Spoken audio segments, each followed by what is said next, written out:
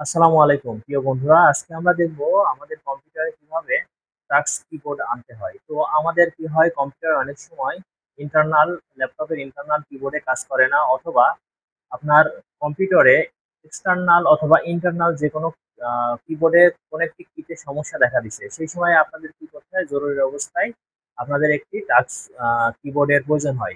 সেক্ষেত্রে আমরা কিভাবে টাক্স কিবোর্ড আনবো সেই বিষয়টা নিয়ে আজকে আপনাদের সামনে আলোচনা করব এবং আমি দেখিয়ে দিব। তো এই কাজটি করার জন্য সর্বপ্রথমে আমরা আমাদের কম্পিউটারের এই যে টাস্ক বারটি আছে, টাস্ক বারের উপরে মাউসের রাইট বাটন ক্লিক করব।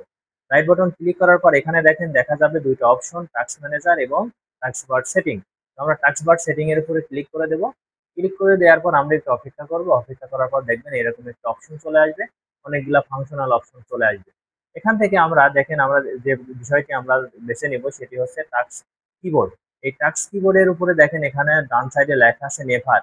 আমরা এই নেভারটাকে যদি অলওয়েজ করে দিই, দেখেন এখান থেকে যদি নেভারটাকে অলওয়েজ করে দিই তাহলে আমার কিবোর্ডটা এখানে শো করবে। তো আমরা যদি এখানে ক্লিক করে দিই, ক্লিক করে দেওয়ার পরে দেখেন আমার নিচে টাক্স বারের ভিতরে এখানে দেখেন কিবোর্ডটি শো করতেছে টাক্স কিবোর্ড। আমি যদি এখান থেকে আবার নেভার করে দিই, দেখেন এখান থেকে কিবোর্ডটা চলে যাবে।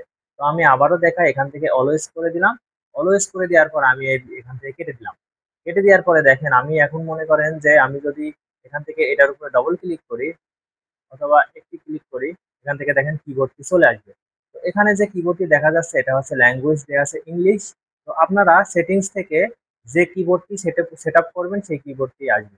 আপনি হতে পারে আরবিতে টাইপ করবেন, আরবি সেটিংস করলে আরবি চলে আসবে। এখান থেকে আপনার কাস্টমাইজ করে নিতে হবে, যেভাবে আমরা কিবোর্ডে টাইপ করি সেভাবে কিবোর্ডটাকে সেট আপ করে নিতে হবে। যদি আপনি বাংলা করেন তাহলে এখান থেকে বাংলা সেট আপ করে নিতে পারবেন। তো আমাদের এই হচ্ছে কিভাবে আপনার কিবোর্ড টাস্ক বারে কিবোর্ড সেটআপ করতে হয়। তো এটাকে যদি আমরা এখন এখান থেকে যদি ডিলিট করে দিতে চাই, সেম অপশনে আমরা এখানে টাস্ক বারের উপরে ক্লিক করব। টাস্ক বার সেটিংস এ চলে যাব। টাস্ক বার সেটিংস থেকে আমরা এখান থেকে টাস্ক কিবোর্ডের উপরে অলওয়েজ করা আছে এটাকে আমরা নেভার করে দিব। নেভার করে দিলে এটা আমার এই কিবোর্ডটি চলে যাবে। যেহেতু আমার এটা প্রয়োজন নাই সেজন্য আমি এটাকে এখান থেকে ডিলিট করে দিলাম। তো বন্ধুরা, এই ছিল কিভাবে কম্পিউটারের শর্টকাট কিবোর্ড আনতে হয়। তো ভিডিওটি আজকে এই পর্যন্তই।